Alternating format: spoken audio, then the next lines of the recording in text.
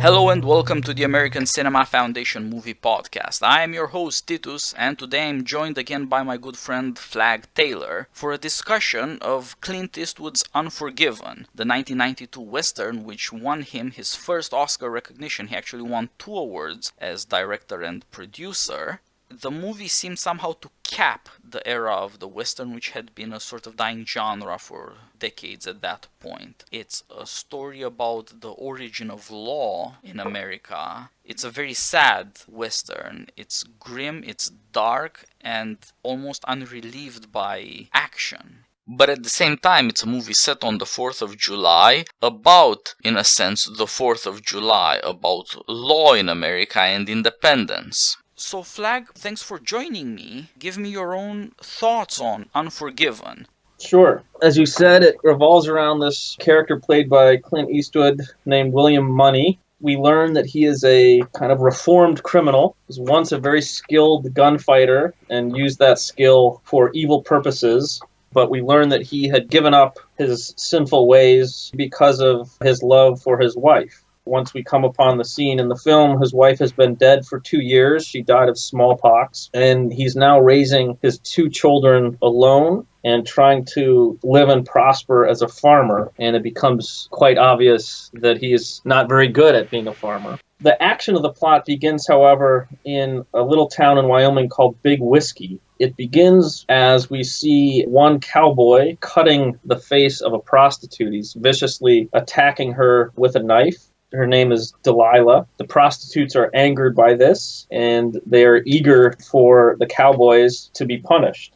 And so we meet the main antagonist in the film, Little Bill, who's the sheriff of Big Whiskey, who metes out a punishment, and the prostitutes find this punishment wildly unsatisfactory. And so they decide to collect their funds, and it turns out to be enough money to put out a significant bounty on the head of the 2 cowboys. So the word is spread about this bounty, and a young boy who calls himself the Schofield Kid tracks down William Money, who he has heard about due to William Money's old reputation as this particularly bad man, and he proposes to Money that they hunt down the cowboys and split the reward. Initially, Money says, well, I've left all that behind, and he refuses, but then he quickly seems to have some second thoughts, and he goes in search of his friend, Ned Logan, who's played by Morgan Freeman, and Money convinces Ned to join him, and then they rejoin the boy to find the cowboys and kill them. Now, as you said, the film really is familiar in that it hits on an old Western theme about the relationship between law and justice.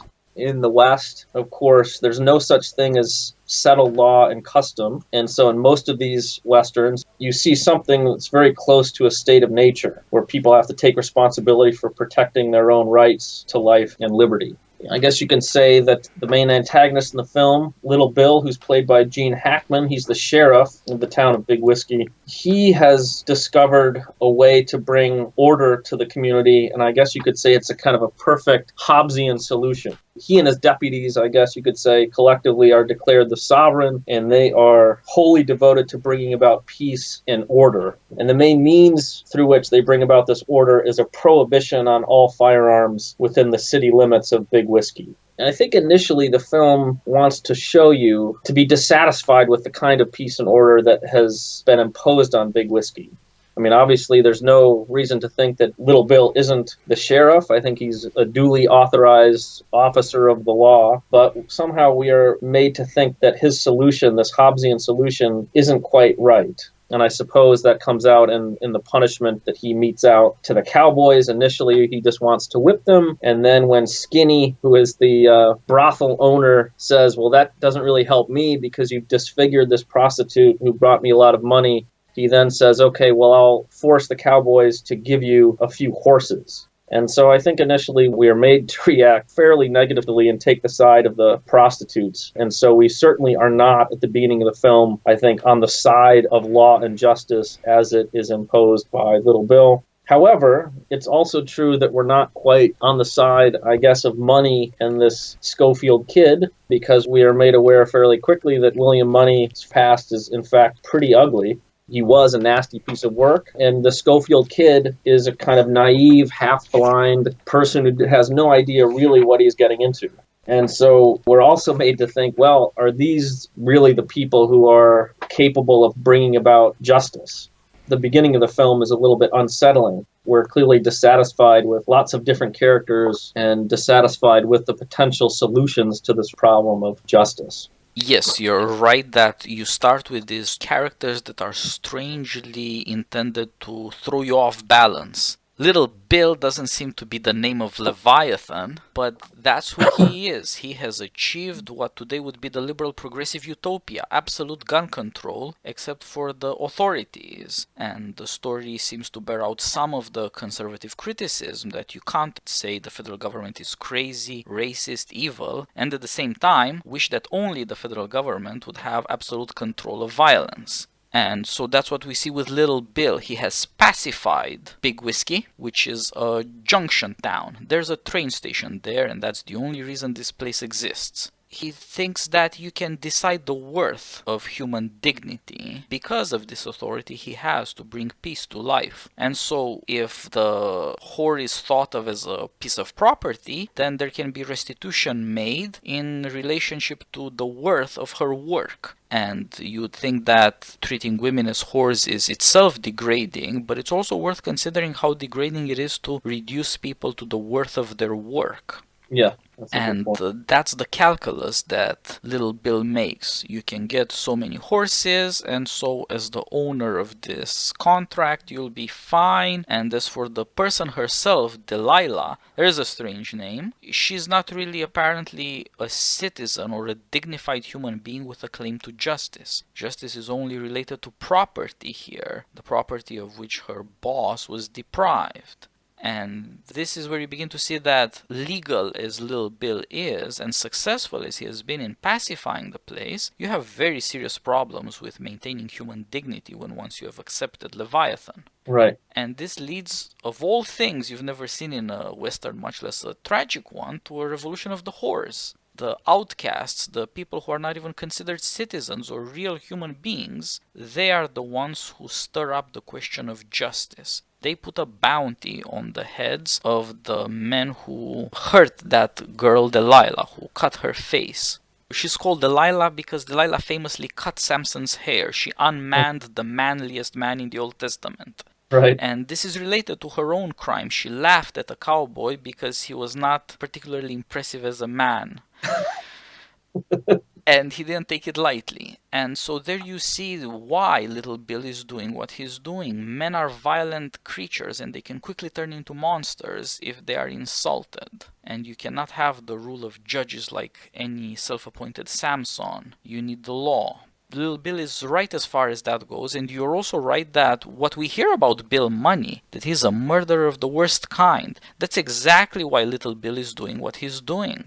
Little Bill saw all these gunslingers and wanted one place where they couldn't just show up and start murdering. On the other hand, it seems that it's this murderer who somehow is going to be an agent of justice. So the paradoxes in this story are piled high early. Right. And that makes for great dramatic interest, of course. There's also another telling thing about the limits of the order that Little Bill has been able to impose, in that there is no sign in the town of civil society or friendship. There are no bonds of trust and affection. Everything is just kept in place through fear. I guess the only bonds of affection that you really see are the bonds between the prostitutes. And Yes. they're able to engage in this project together. But other than that, there's no evidence that this community is held together by anything other than the Leviathan Little Bill. Yeah, and you see a sign of his own inadequacy in town. Little Bill is forever trying to finish the house he has been building, and he never finishes it, and it leaks badly. It's a suggestion about his form of rule and how deficient it is. Another sign is that he encourages a certain cruelty in his deputies, who nevertheless laugh at him behind his back. They daren't because they're in part of fear as well. But behind his back...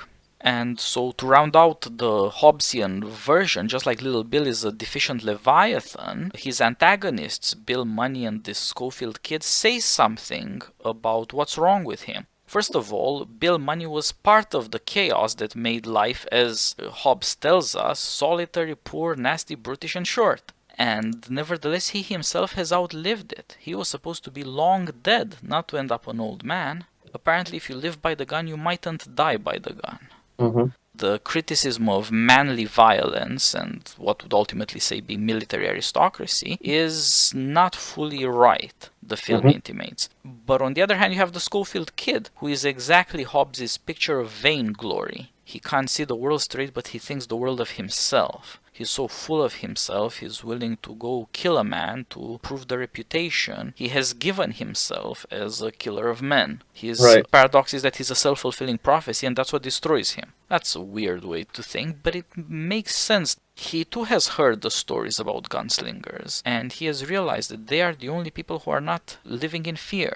They impose fear on everybody else, so that's what he sets about doing. He has learned that people are easily scared, actually. And so these two men who shouldn't exist in a Hobbesian world, Bill Money and the Schofield Kid, they come to destroy it, or maybe not destroy it, but certainly rearrange it. There's going to be some changes as to what the content of justice really has to be, what constitutes the core of human life. Little Bill has decided that if you take away people's guns, you have established the minimum requirement for civilization. But as we notice, this place doesn't seem that civilized, that human, or to have much of a future. And Little Bill himself doesn't seem to understand human dignity. His attempts at pacification dehumanize people. Yeah, really the only way he knows how to rule is through fear, and he clearly takes pleasure in inducing fear. I mean, I think the central question of the film is about the character, Will Money, who he is and how he's come to make these decisions about how to live his life. That's the broad version. I guess the specific version of that question, which I think it's worth talking about, is why he decides to go after the bounty initially. Are we expected to think that this is him just going back to his criminal ways? Is he saying, well, I've tried farming, I'm not very good at it. I kind of enjoyed my own life, however horrific it was, so I'm just going to return to be a criminal? Or is it more of a limited decision that I need some money, I'm not prospering, some of my hogs are dying, right? When we first come upon him, he's trying to separate the sick hogs from the healthy ones. And so is this a more limited mission that he says, okay, I'm going to join this guy and get some money and then I'll be fine? And so I'd be interested to hear your thoughts on that. I think he's limited in two ways. First of all, by necessity. He's a very bad farmer because he's never lived that way. It doesn't have the habits required, and maybe the place isn't good for it either. He has not succeeded in making a prosperous home for his children. It's an accident that his wife caught smallpox and died, but his failure as a farmer is essential to who he is. And so he can't provide for his children, and he knows his days are numbered.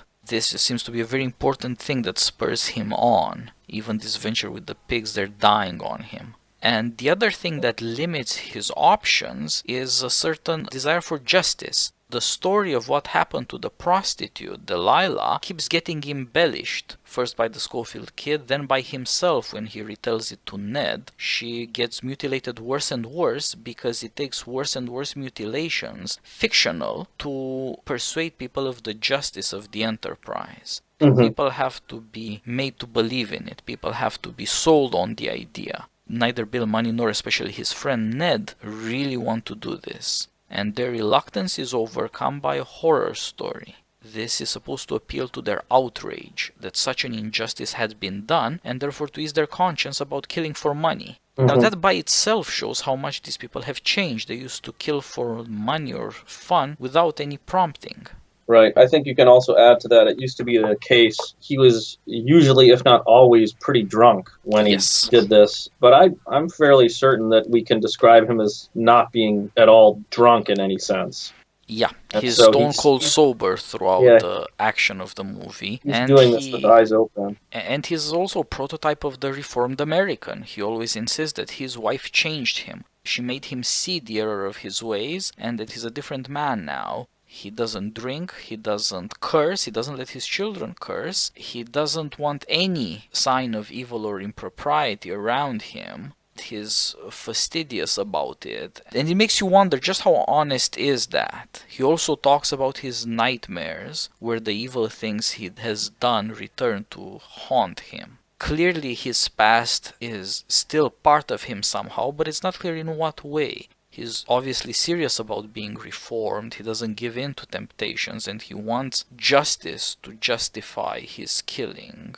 But also his manner has changed. He is more accommodating, friendly. He's clearly a man who has learned about defeat and misery. He's no longer the cruel, violent guy he was when he was constantly drunk. Right. And so there is a strong moral change in him that might make him a fit agent of justice, but it's still the case that you have to wonder, how did these two sides of the same man come out in somewhat different circumstances? This mysterious wife, of whom we only hear because she's already dead, is both transformative in his life and absent. We do not know what the cause of this change was, but it seems the new love of justice in William Money corresponds somehow to the love of a beautiful, good woman in the first part of his life. Yeah, I think that's true. His newfound moderation also comes out in that he refuses the offer from Delilah and the others of, what do they call it? I forget what the word that they use in the film.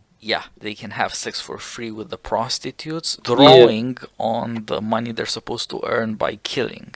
A freebie or some sort of credit system, right? There's a nice exchange with Money and Delilah. He says, well, I can't do it, and she thinks it's on account of her face being disfigured, and he says, oh, no, I didn't mean to suggest that. It's just on account of my wife. And she is touched by that. So. Yeah, and in fact, almost everything erotic has been sapped out of him. This image of a young man, volatile, has a lot of attraction to it, which is why Americans loved Billy the Kid in some way. But all of that has been drained from him.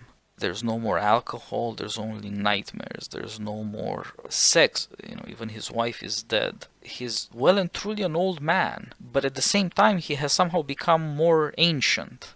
He behaves in a wise and loving manner with Delilah and tries to reassure her and to persuade her that he thinks she really is beautiful and that she shouldn't worry about those scars, that he knows that she's a better person than he is, that he did all sorts of bad things. He's the only person in the movie who is willing to put this prostitute or any other prostitute above himself. And that again shows a certain change and suggests something very strange about Bill Money and about what the problem is with the kind of law system we have been discussing. He was never quite as evil as his actions made him seem in some crazy way. Nor is he, of course, as saintly as he could seem to Delilah now. But he has resources within himself that come out in different ways in different circumstances, and he's not easily comprehended within the laws. It's hard to imagine any system of justice where he could fit.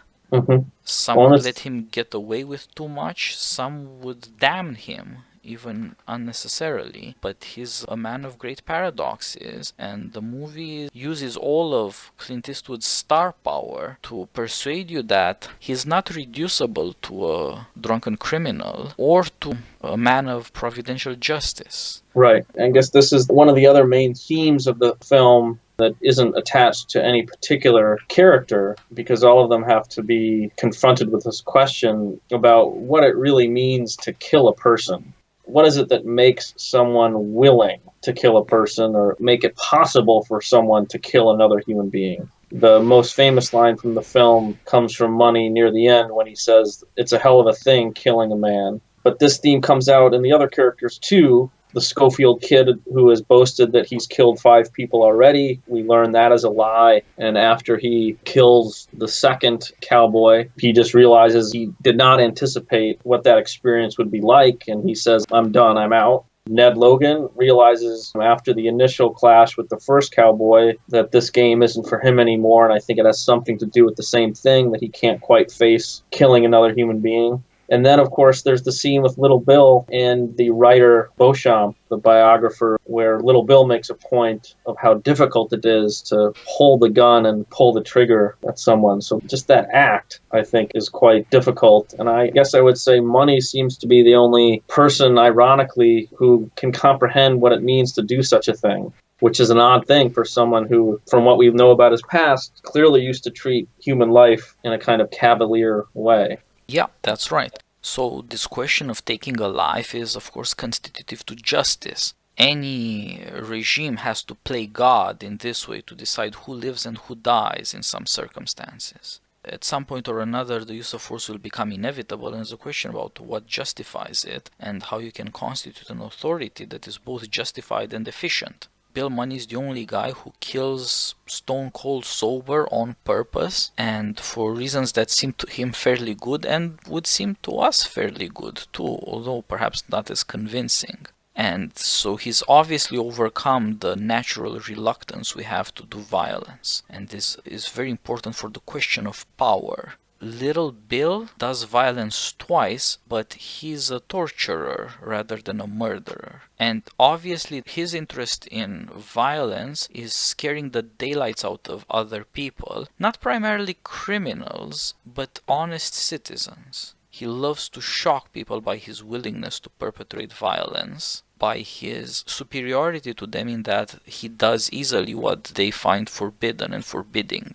He will cross lines that they wouldn't. And this fact that he is terrible in their eyes seems to be the main thing that makes him feel good about himself. His idea is a rationalist view of justice and of violence. He explains gunfighting in rationalist terms as well, called game theory today or something like that. But that doesn't account at all for the pleasure he takes in humiliating other people, in myth-busting. He engages in that, as of course we do nowadays as democratic scientists. We love to bust myths. And for all that, he kills a man by accident.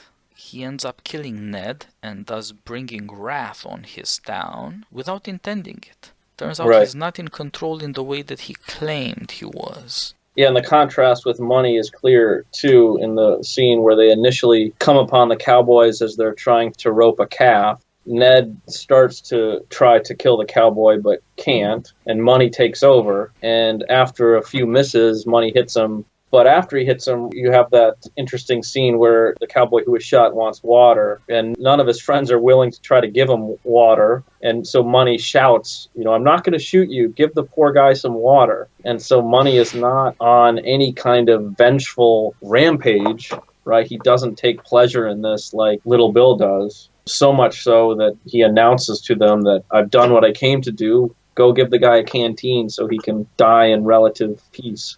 Yeah, I think that contrast is pretty striking. Yes, that's a very strange moment of willingness to kill combined with mercy that again shows very well the contradictions in Bill Money's character and again suggests maybe he is what we want out of justice. And at the same time, this is one of a few moments that shows that there are a bunch of people who go around with guns who aren't really men. The Schofield killed is obviously one of these cases, and in that scene he's continuously asking, did you kill him, did you shoot him, did you get him? Because he's narrow-sighted, he can't see, he literally can't see the very important thing that's happening. Right. And then he actually kills a guy, and he's as surprised by what he's done as the guy he's killed. And you see that he goes around with a gun but has no idea what that is, what this terrible power is about, and wants to run away and disown it, and he's clearly going to be haunted and marked by it for the rest of his life. Then there are these cowboys who go around with weaponry, but clearly they're also cowards. And then there are the deputies of Little Bill, who are excited to see him triumph over the people he chooses to beat up. He beats up 3 people in the movie. He's always got an audience when he's doing it, and they seem to be enjoying this spectator cruelty as much as he enjoys the perpetrator cruelty. But they also turn out to be cowards. So the movie concentrates from something like who's willing to kill, who's willing to go around with a gun, who's willing to intimidate or to be violent, to who are the real men here. And this gradual whittling leads to this confrontation between 2 men, the only who dare death, Bill Money and Little Bill. But of course, there are semifinals, and as you mentioned, Little Bill confronts in the middle of Big Whiskey this pretended English gentleman, if not aristocrat, the Duke of Death, English Bob. There you see a confrontation of America and the pre-American world. So how do you think about that episode? Well, I think initially it's important because it brings out what you've already talked about, which is just the really, really dark side of Little Bill and his joy in torturing this guy.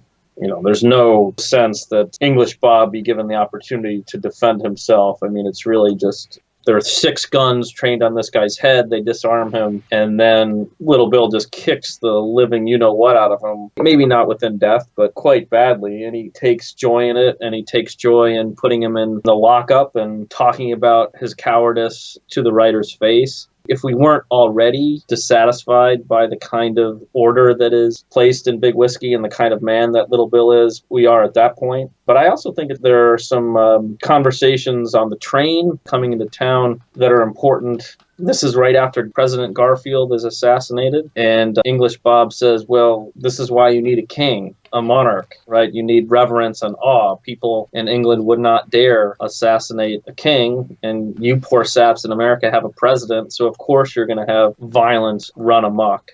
And I think initially it's kind of funny and we laugh at it, and we sort of laugh at it retrospectively as soon as this English aristocrat gets beat up by, the Americans. But then if you spin out that speech from what you see, the rest of the movie, it turns out to be the case that English Bob was onto something, that if there isn't any reverence and awe, that's yet another restraint that's just absent. And so I think the movie actually is, in a weird way, is pro-monarchy, pro-aristocracy. Yeah, so at some level this is brought out in the writer. English Bob has this silly little writer running after him who does pulp books and who obviously is very excited being around powerful men, so much so that he betrays his American faith. English Bob mocks the death of Lincoln. Is just a guy, they shot him. And now there's President Garfield. And it's 4th of July. He's mocking America on the 4th of July. We're going to have a redo of the American Revolution here. The English are going to have their asses handed to themselves all over again. This writer quickly abandons English Bob for an American version of manliness with Little Bill because Little Bill won.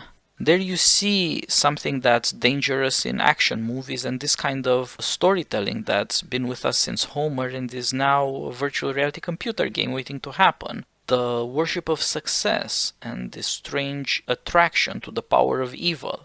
We learn immediately that there's nothing about the romance of an English aristocrat. It's all about the power to intimidate other people. Mm-hmm. That's what his stories are selling, and that's what he's giving his audience. People are titillated by evil, and the fact that we, as an audience, see all sorts of things that this writer doesn't and are made to laugh at him is Clint Eastwood's criticism of this kind of storytelling, where you don't understand what death really means and what killing involves in politics and how it defines being human. So this writer first hears the romantic stories of gunfighters who have it out over women, and that's the old world. In the old world, you could kill for the honor of a woman.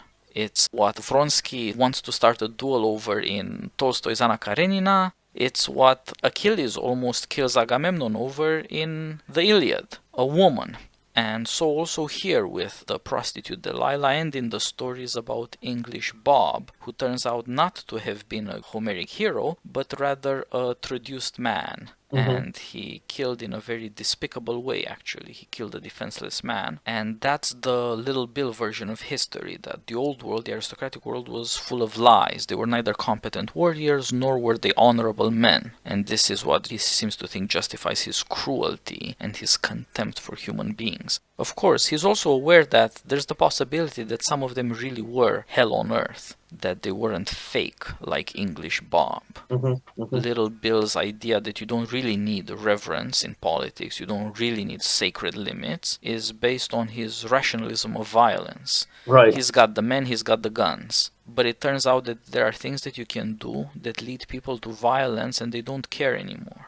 That there are men who really do not fear death and who have the competence to bring death with them. And yeah, that's sort of English Bob's revenge when Little Bill is killed at the end, right? Without restraint and reverence, this kind of power and willingness to kill can be aimed on you. And so even though English Bob loses his individual duel with Little Bill, it turns out English Bob was right, that if you don't really have self-rule, and in a way you don't have that in Big Whiskey because people aren't allowed to have their own weapons, there's no self-rule, then you better have reverence and restraint. Otherwise you might be on the killing list at some point, right? Yeah. Little Bill seems to have enough of the old world pride, this aristocratic manliness, to not consider that you can intimidate people all you want, but someday somebody might shoot you in the back. Yeah. This is suggested when one of his deputies walks up on him and he's on a ladder trying to fix his unfixable house. He's a bad architect just as he's a bad politician. And the guy scares him. Bill says, "Don't sneak up on me." Well, how do you think you can keep terrorizing people and they'll never sneak up on you to get revenge? What must your opinion of people really be to think that you can terrorize them, that they're like cattle? But cattle might not fight back. Men will. And so, because of his cruelties, first to English Bob and then to Ned, he stumbles into self-destruction. There you see the abuse of power that a system based on order and has no law in it involves. There is no law about human life. There is only little Bill keeping order by his own valuations, often monetary, of human life. What do you think about Money's relationship with the Schofield kid? This is the one thing that's puzzling to me. I'm not quite sure. By the end, it turns into, I guess you could say, a kind of mentoring relationship. I mean, initially, the relationship is in the other direction. The Schofield kid is inducing Money to kind of recapture his courage. But then it's pretty clear once we learn that the Schofield kid is near blind, that he's really not capable. I guess I'm wondering, why does Money even bother including the Schofield kid in this project? Yeah, you're right. This is very important because Bill Money didn't really need him at all. The kid just told him about the thing. If he decided to pursue it, he had Ned, whom he does indeed call on and enlist against Ned's better judgments. And they go off to do this job, and it's a two-man job. But he goes after this kid. The kid must remind him of himself to an extent. That's what he means when he says, "I'm not like that anymore." He used to be that guy, and maybe he hopes that there's another way for this kid. That you don't have to be a killer, that maybe justice could set limits to what you're doing, and at the same time being paid for doing justice could be enough. You wouldn't have to go crazy, get drunk, and sow chaos in your path. And he takes the kid at his word much more than his friend Ned does, who is far more of a pacifist but far more bellicose with the kid. And he is the one who discovers the kid's blindness, angers the kid into drawing his gun on him at least once, and chastises Bill Money for not being harder on the kid. From Ned's point of view, the kid is all walk and no talk, but Money seems to see himself to an extent in that kid and to look for some kind of redemption there. The weird thing about the relationship is that it reproduces his own failure.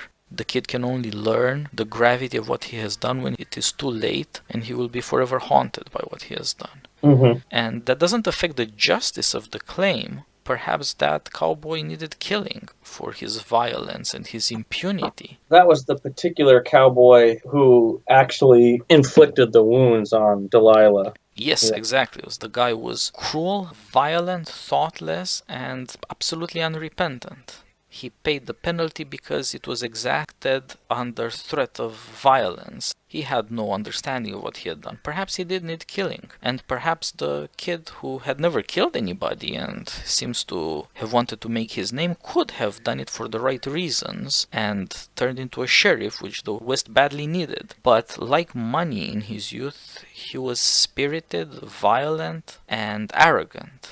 He's what Hobbes warns us about. Men who are so obsessed with their reputation, who are so obsessed at taking insult when people don't treat them as they think they deserve, that they become violent. The portrayal of the boy shows that this is perfectly possible in somebody who's never actually done the things he says, whose reputation is all lies. But we do know about the kid from his own confession in a moment when he has no reason to lie anymore, that he just beat up a guy who pulled a gun on him. And we see him kill. He is not entirely a coward. He is to some extent able to use violence in defense of himself. And his relationship with Money nevertheless is a failure. He cannot be a son, he cannot be a student, because he does not have that experience, the terrible character of killing and dying, what it reveals about being human. To begin with, he knows nothing, and at the end, what he has learned is to hide from this experience and to try to get rid of it. He wants to be an unknown person now. His desire for reputation has been completely wiped out. But with it, any possibility of manliness seems to have disappeared too. And there you see another problem with being peaceable. If terror is the price of peace, then there is no more possibility of manliness. Of course, we should talk about the ultimate scene in the film. Money makes his way into the town and he enters the saloon in the great killing scene, right? And initially he kills the saloon keeper, which is a little bit unexpected. And Little Bill says, "You killed an unarmed man." And he says, well, he should have armed himself if he was going to put my friend out on display in his saloon. And of course, then he turns his sights on Little Bill. His gun misfires. He throws the gun at Little Bill, is quick enough to pull out a pistol and shoot him. Other people take shots at Money, but he's able to kill a few other people too. And then he announces anyone who doesn't want to die should leave. So eventually it's just him in the saloon with a drink, and he hears Little Bill cock his gun, who hasn't quite expired yet, and he steps on his wrist, and Little Bill says, "I don't deserve to die like this." And then we get the famous line from Money, "Deserves got nothing to do with it." He leaves and announces that he'll kill anyone and their families and their children who tries to come after him. And then at the end of the film, in the text, we learn that Money subsequently takes his family to San Francisco and becomes a purveyor of dry goods, a small business owner living a life of decency and commerce. Yeah. So there's a lot to digest. I guess I'm interested in, obviously, the line, "Deserves got nothing to do with it." It's a little bit puzzling, right, on its face, because deserve has everything to do with it. That's why Money goes back into saloon to kill Little Bill, because he thinks he deserves to die. And so we should talk about what that particular line is meant to convey. Yeah, as you pointed out, he first kills the saloon keeper because of what they did to his friend. He goes there and he sees, as he had heard, that his friend's body is on display as a warning to others not to annoy Little Bill. For no good reason, they turned a posse into a mob and murdered this guy in an orgy of torture. And here you see a first lesson in the sacred character of law. People who mess with corpses will be murdered. You'd think that there are a lot of more serious crimes in this world, but actually that one is fundamental. If you do not show respect to corpses, we're all mortal, we'll all die one day. What then? Funeral rites are the basis of all law because they insist that after we drop dead, we don't turn into food, actually, right? I just had lunch, I had meat, that was a dead animal. But we do not do that to our own kind. It is fundamental that we respect the human body and bury it. That's the thing that makes him want to kill somebody. And that shows the first law of nature. And then he turns on Little Bill because Little Bill is proud that he killed the guy. He's the actual killer. But he only comes second. Mm-hmm. And of course, as you said, he kills Little Bill because Bill deserves it. He killed his friend. Of course, there's a problem there. Criminals can have friends too. That doesn't mean you could act on the principle of killing for your friend or revenge or for family revenge. That would lead to perpetual war. That's the sort of thing that Hobbes was worried about, and we all are. And it's what we see in the terrifying situations that still happen in this world, where civil war wipes out the civil peace and destroys hundreds of thousands of people and ruins the lives of millions. This thing still happens, of course. It's not enough to love your friends or your family in order to install justice. So in that sense, certainly, deserve is not the point. But I think what Money says has to be about Lil Bill personally. They have a conversation where Lil Bill says, "You're Bill Money out of Missouri, who's reputed to have done horrifying things, including to women and children." And Bill Money talks as if he is the angel of death himself. He says, "I have killed just about anything that creeps on this earth." And at that point, he embodies a cosmic principle. In that sense, deserve has nothing to do with it. We are all mortal. But it particularly humiliates Lil Bill, who thinks he has installed the permanent peace, who has overcome the condition of man by his own tyranny, and who had beaten up Bill Money before in the pursuit of this disarmament campaign. From the point of view of those kinds of laws, of course, he doesn't deserve what he has got, but he has gotten it in despite of them, which proves how weak they are. Lil Bill is an effective tyrant up until he gets the wrong guy angry.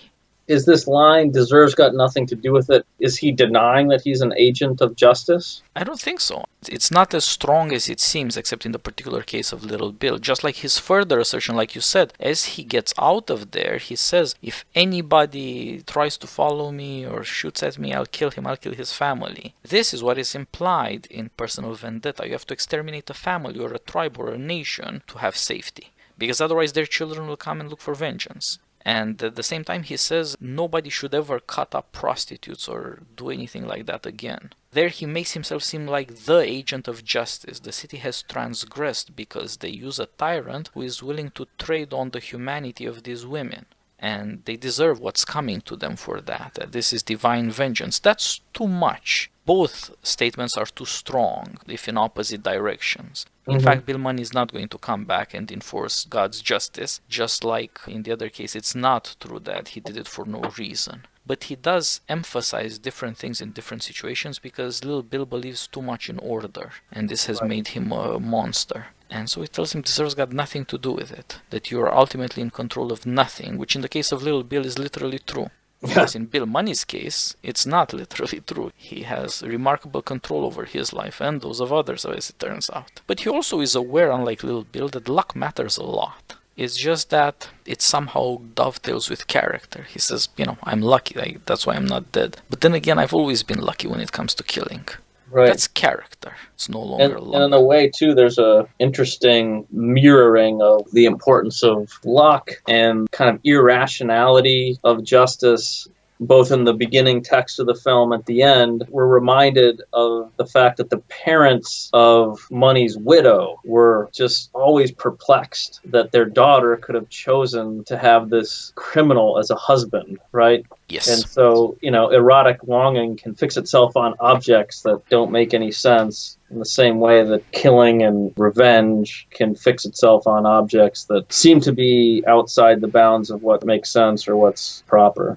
Yep, that's right. And these things are very important. A lot of the teaching about sacred limits, like don't defile corpses, has to do with the fact that you don't want to invite chaos. Don't make people mad with grief whose only recourse is slaughter. Right. And so with the matter of justice, you will need men who are not too far away from doing monstrous things themselves because they have to confront evil. No amount of scientific gunslinging or imposition of order is going to do away with the fact that human beings do unjust things. It's just going to concentrate injustice among the powerful. Right. Little Bill is the only guy who gets to commit injustice in public. He turns the fantasies of many people love these kinds of stories, still do, into his own private life. He is enacting the dark fantasies of America in the streets with public impunity and to some extent with the support of the public.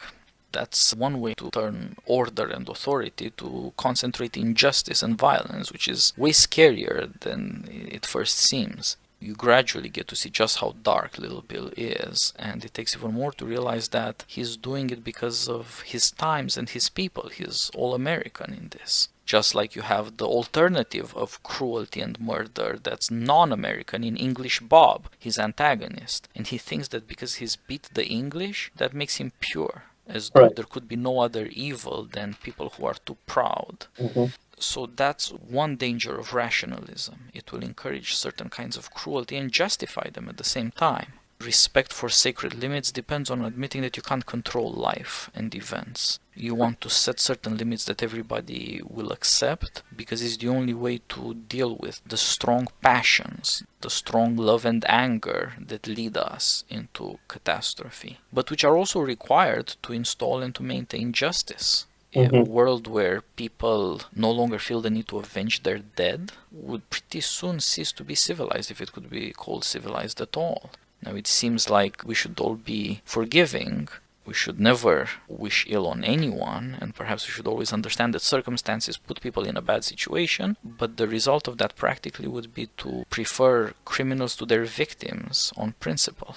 But on the other hand, the installment of justice, like you see with Bill Money, Little Bill was orderly, but he was not just. Now you do have a principle of justice that acknowledges the human dignity of everyone, including prostitutes. And it is based in fear, like Little Bill's order, but it's a different character of fear. It's not the terror of the only man who holds a gun. It's sacred fear. It's about the things that you fear in the dark of night. It's about the things that are constitutive to being human, not the will of a specific person, like the emergence of Little Bill as sheriff. And so there's remarkable depth to Bill Money's strange view of justice, just like, as you mentioned, the fact that some woman fell in love with him. Now, of course, women do sometimes fall in love with incredibly dangerous men because they're so confident, they seem so attractive for that reason.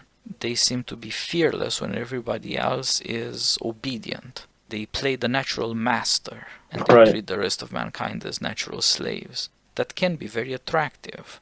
But it seems like that woman was unusual in that she really was as decent and as good as her parents and society thought she was. She was just able to do something that they never were. Respectable people can't admit that sometimes you have to do unrespectable things for love or for justice. Yeah, and that she saw something in Money that most people couldn't see, despite the fact that most people would have said, oh, he's beyond the pale, he's an inveterate criminal. Yeah. She turned out to be right about him, that he was capable of moderation and courage and employing lots of virtues that he wasn't able to deploy for whatever reason initially. And her effect on him lasted beyond her own lifetime. She was such a powerful person that she, in a way, reformed him for good, I think. Yeah. I think we're still meant to be quite pessimistic about Big Whiskey, in part because there are no wives, there are no families. Yes. The only wife that you see living, right, is Ned's wife, the Crow woman, and that's it. And so it's hard to see how enduring civil society could be built that's not rooted in fear without wives. So that's what's typical of this Western. The only women you see are prostitutes, and this Indian woman who doesn't live in a city, who is wise and benevolent and moderate, and she has also tamed Ned. Not that Ned was ever as terrible as Bill Money, but he was an associate and guilty of all the things Bill Money did. But he also was tamed by a woman.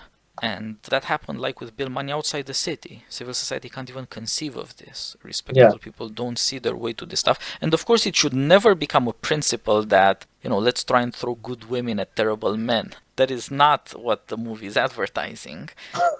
It's trying to show that we believe in providence for a reason. You're not in control of who's irredeemable. And to some extent, these things are the judgments of people who can't really explain them, because circumstance matters so much, and the chance meeting of certain natures. Yeah. The movie by no means suggests that any woman who fell in love with Bill Money would have reformed him straight off. No. It insists that it's almost unexplainable, but nevertheless real. And of course, however difficult, examples of such miraculous things do exist. That's the only real reformation we see in the movie. His love of the beautiful turns Money into an agent of justice. Mm-hmm. And it might not make him a good father, by the way. It certainly hasn't made him a good farmer. But he does something absolutely invaluable to America.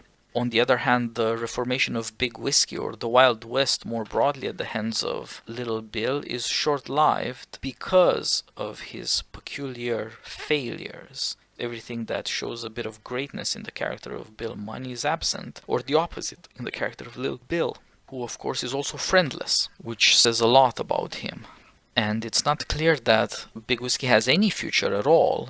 You need the installment of justice precisely so that wives can appear, so that women can tame men in the way in which Bill Money's wife tamed him and Ned's wife tamed him. Of course, in the city it would look somewhat different. These are still violent men. But you first need sacred law, and only then is it possible to have a city that's based on law. But it turns out that to have sacred law, you also need something that Bill Money got from his wife, a teaching about morality and providence and sin. He's obviously feeling terribly guilty for what he's done. He loved his wife because she was beautiful and was the only person who treated him like a human being when he was acting like a devil. But at the same time, it's perhaps the fact that his terrors were catching up to him that made him receptive to a teaching about sin and things that you shouldn't do because they are evil acts, which he has learned. And inasmuch as he does the evils of murder now, he does them for justice. Part of the suggestion there is that we would want law to disappear into order, justice to exist without punishment, and we are tempted to ignore injustice for that reason. Just like there are the opposite of us in somebody like Bill Money, who exaggerates with the perpetration of injustice and doesn't believe in order much. He is always counted on his luck, precisely because he stands against mankind who stand by order, not by luck. But we need this because of our own inclination, which is to ignore the fact that terrifying men are absolutely necessary to civilization. There are certain cases where only they will do justice because only they really believe that much in the things that Bill Money believes in. Friendship, for example.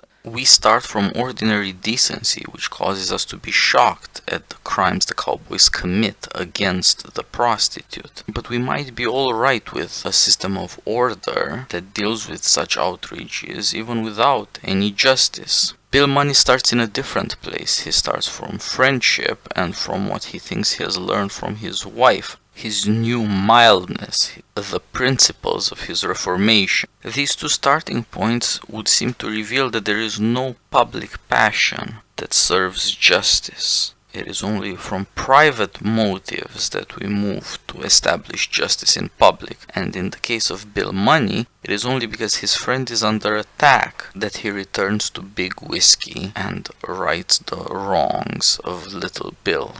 Yeah, there's a more respectable kind of fear that Money can inspire because he has a kind of self-knowledge about the ultimate limits of justice that is just totally absent in Little Bill, I think. Yeah, and of course this doesn't do away with the fact that Bill Money is a really scary guy and that he really did commit all sorts of terrible deeds. Clint Eastwood is taking up the themes of John Ford or Sam Peckinpah about the origin of justice in the West and therefore the American way of life in freedom, and he is perhaps even more insistent than Peckinpah, who was more insistent than John Ford himself, on the violence required. But they were all agreed on this, that the men who installed justice were terrifying. Not normal, nice, decent, or people we'd want to befriend, but some of them did have this incredible stature that makes them admirable, if at the same time fearful. And that seems to be necessary because otherwise we would think nowadays we have a system of justice and everything works out and there's never any reason to lose your cool. Just obey the way things are and things will work out. But of course it still is true that every day in America somebody suffers a horrifying injustice. And if that becomes the rule, because people become obedient, then in due time chaos will come again. Yeah, I think that's right. There's no longing for a kind of natural justice. People can be too satisfied with an order that blinds them to injustice, right? So you see, there's only one character who believes in forgiveness other than Bill Money, and it's the kid Bill Money kills. He comes and brings a horse to the prostitute herself, because he wants to make amends. He is not the perpetrator, but he was complicit. And he wants to give her something of value, but also something he insists he loves. The horse he loves best, and that means most to him, and he gives it freely over and above what he was required to do. Nobody suggested it or prompted it in him, because he wants to make amends for the evil he was part of. And his reward for that is that although Delilah wants to accept it, the other prostitutes stone him, and then Bill Money kills him in a really miserable way. Mm-hmm. He wanted to do justice. It's a very troubling moment, and again it shows that the things that we set in motion in a quest for justice are terrifying. And they don't end up in the moderate, reasonable way we think we prefer. Just like often our preference for moderation just means not bothering with somebody else's problems. After all, we tend to understand moderation to include justice in the simple statement, mind your own business. Mm-hmm. The assumption there is that if you do well at your business, you'll be fine, and if everybody does well at their business, then we're all just going to get along. But it turns out that it doesn't quite work that way, that there are people who will have to mind other people's business. And to the extent that these are recognizable types, Ned, Bill Money, Little Bill, and even English Bob, it's worth considering what they say about America and what the tendencies are, and when you need a correction in one direction or the other, because it seems like there's never going to be a perfect system, or there is going to at some point sanction something unholy, and then the chaos will start again. Yeah, it's a remarkable film. I had forgotten how good it was. And it's so strange. It was Clint Eastwood's last movie and the one that made him an Oscar winner and made him a lot of money because Americans loved it. And it's nevertheless very dark. It has a satisfying end in the sense of morality and justice, but not a happy end. And the more you watch it, the more you appreciate what wisdom Clint Eastwood brought to this. and how judiciously he executed it to show you these characters as best he could and not to prejudge the issue or to spare you the drama of confronting all these different claims. You of course sympathize with the prostitutes who aren't treated like anything better than cattle, but you're horrified at the stuff they set in motion. Yeah. And you see that little Bill is turning into a monster, but you see that he's completely right that you don't want to start killing even more people. And, yeah, it's at times hard to watch. Yes. But I think it's done very skillfully, and he never goes overboard with the violence, I don't think. It's always deployed in a sensible manner. You know, you sort of have to face it, but you never feel like it gets out of control and asks too much of the viewer. So it's, you know, yeah. And of course, it's got Clint Eastwood directing and starring, and he keeps under control what is an incredibly troubling situation, and it's somehow fairly easy to trust him that he knows where this is going, and he's not playing with your moral involvement in the story. It is a remarkably mature and dignified achievement. Yeah. Well, Flagg, I hope we've persuaded people to watch it again, to give it some thought, and to see Clint Eastwood's grandeur and his interest in America. He's just got a movie out recently, The 1517 to Paris, where again he concerns himself with American heroes, with manliness in civic life in America, and the need for men who take risks to protect other people, just like he did with Sully, just like he did with American Sniper. And of course our own conversation previously was about Gran Torino, where he shows another veteran who does the civic duty that's beyond all others, that again involves something sacred, a sacrifice to protect. And so clearly this has been on his mind a long time, and he wants to bestow something on his countrymen that will benefit them and last. Yeah. If you want to talk about a way to earn fame, to make your name and have people know your name for the right reasons, Clint Eastwood is an example of that. That's right. That's right. Well, thanks. I enjoyed it, and I hope to talk to you again soon about another film. Yep, we'll certainly do something, as Carl and I are thinking about Loving, the Jeff Nichols movie about the Supreme Court case. We encourage you to get up to speed on that, and we'll deliver another stirring conversation on the All-American director Jeff Nichols, still active. Yep, sounds great. All the best, Flagg. All right, we'll talk to you soon. Bye-bye.